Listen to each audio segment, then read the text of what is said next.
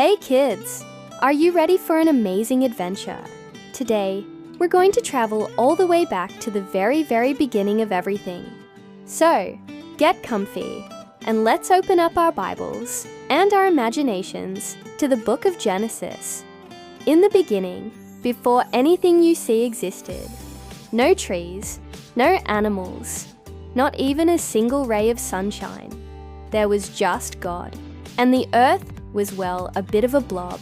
It was dark and empty, like a big watery space with no shape. But God had a fantastic plan. He hovered over the waters, and with a powerful voice, he said, "Let there be light," and bam! Just like that, light burst forth, chasing all the darkness away. God saw the light, and it was so good. He called the light day, and the darkness night. And that was the very first day. How cool is that? On day 2, God got busy organizing the watery blob. He said, "Let there be a space to separate the waters." And poof, he created the sky. It was like a big, beautiful blue dome that separated the water in the clouds from the water on the earth. He called this space sky, and God saw that it was good. 1 day done, 2 days done. What's next? On day 3, God looked at all the water covering the earth and said, "Let the water gather into one place, and let dry ground appear." And it happened. The waters rushed together to form the mighty oceans and seas, and out popped the land. But it looked a little plain. So God said, "Let the land sprout with plants." Suddenly, a beautiful green carpet of grass appeared. Trees shot up, tall and strong. Flowers of every color bloomed everywhere, and delicious fruits and vegetables started to grow. God saw all the green in color, and he said, "This is very good." Now it was day 4. The sky was there, but it needed some decorations. So God said, "Let there be lights in the sky." He made a great big light for the daytime. We call it the sun. It shines so brightly to warm us and give us light to play.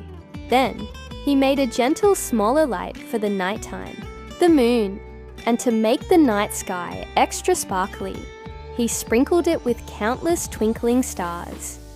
Can you imagine how beautiful that was? God made them to mark the seasons, days, and years. He looked at the sun, the moon, and all the stars, and he knew it was good. Get ready, because day 5 was a noisy one. The seas were full of water, but they were empty. The sky was big and blue, but it was quiet. So God said, "Let the waters teem with living creatures, and let birds fly above the earth across the sky." Splash! Suddenly, the oceans were filled with all kinds of amazing fish, big whales, tiny seahorses, and playful dolphins. And then, whoosh! The sky was filled with birds of every shape and size, singing beautiful songs. God blessed them and said, "Be fruitful and multiply." He wanted the whole world to be filled with their happy sounds. And God saw that it was very good. Day 6 arrived, and it was a super special day. God wasn't finished yet. He said, "Let the land produce living creatures." And out they came. There were farm animals like cows and sheep.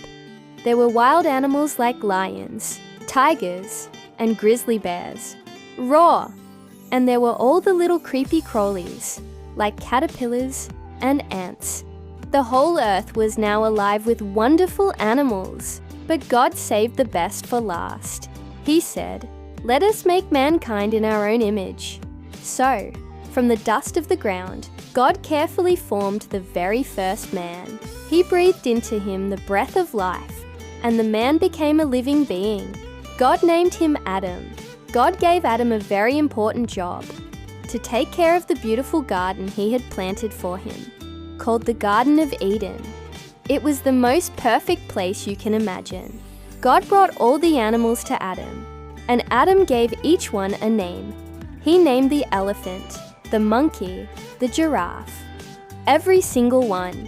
But as Adam looked around, he saw that all the animals had a partner. The lion had a lioness, the bird had another bird. Adam was all alone. God said, "It is not good for the man to be alone. I will make a helper suitable for him." So God caused Adam to fall into a deep, deep sleep. While he was sleeping, God took one of Adam's ribs, and from that rib, he made the very first woman.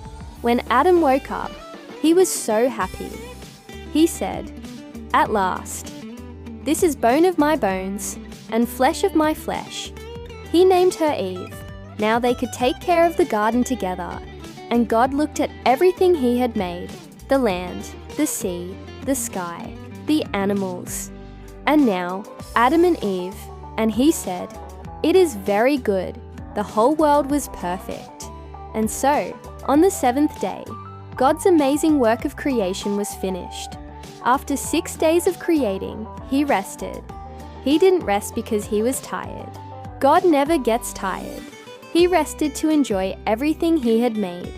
He blessed the seventh day and made it a special, holy day, a day to rest, a day to remember all the wonderful things he has done, and a day to worship him. From the darkness to the light, from an empty earth to a world bursting with life, God made it all, and he made you and me, and he loves us so much. Isn't that the most wonderful story ever? Thanks for joining our adventure today. Don't forget to talk to God and thank him for his amazing creation. See you next time. Bye.